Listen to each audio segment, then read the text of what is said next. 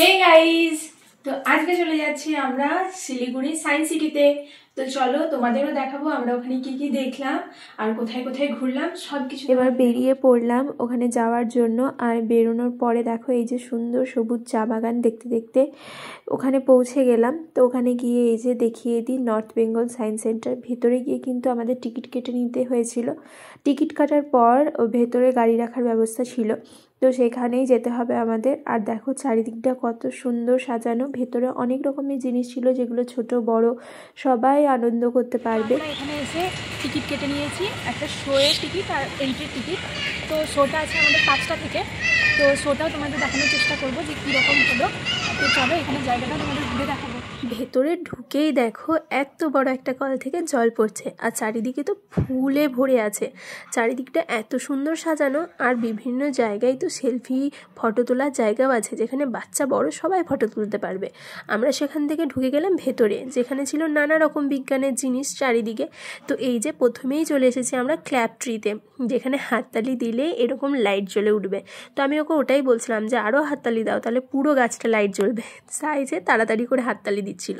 এই যে music in the air, এখানে হাতে করে হাওয়া দিলেই গান বাজবে।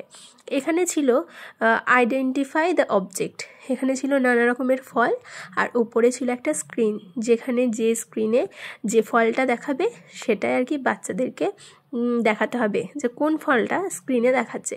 বিশাল মজার ছিল। তো তারপর চলে গেলাম লাইট মিরর আর ইমেজে। তো এখানে গিয়ে আমি একটা আয়নার সামনে বসে পড়লাম, যেখানে সব আয়নাতে আমাকেই দেখাচ্ছিল। খুব সুন্দর লাগছিল। সেখান থেকে বেরিয়ে আমরা কোথায় চলে গেলাম বলো তো? এই যে এই গোলক ধাঁধাই, যেখানে গেলে হারানো নিশ্চিত। আমি তো হাত দিয়ে দিয়ে দেখছিলাম কোন দিকে দরজা আছে। আর একটা কথা বলি, আজকে আমার গলাটা একটু খারাপ, তাই ভয়েস দিতে একটু অসুবিধা হচ্ছে। এই যে এখানে ছিল ম্যাজিক মিরর, যেটা আমি বলছিলাম, যার সামনে গেলে আমাকে দেখাবে আর সরে গেলেই সেখানে মিকি মাউসের ছবি আসবে। বিশাল মজার। আর এটাই আমি তোমাদের বলবো যে এখানে এলে কিন্তু এখানে ছিল হাউ স্টেডি ইউ আর, আর এটাই রামকৃষ্ণ করছিল। তো এটা তোমাকে ব্যালেন্স করে এই দিক থেকে ওই দিকে নিয়ে যেতে হবে, আর যতবার টাচ হবে ততবার কিন্তু কাউন্ট হবে যে কতবার তুমি টাচ করেছো।